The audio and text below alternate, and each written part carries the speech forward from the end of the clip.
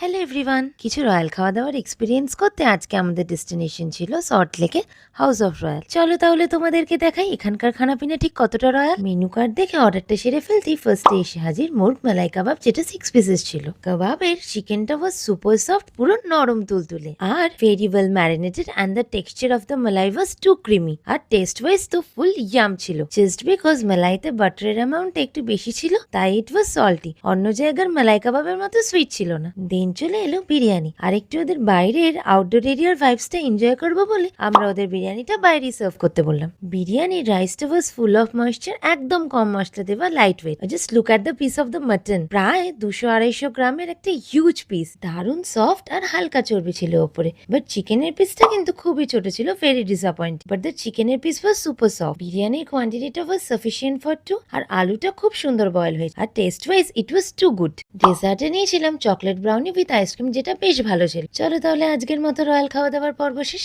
দেখা হচ্ছে তোমাদের সাথে আরেকটা নতুন খাওয়ার পর্ব নিয়ে।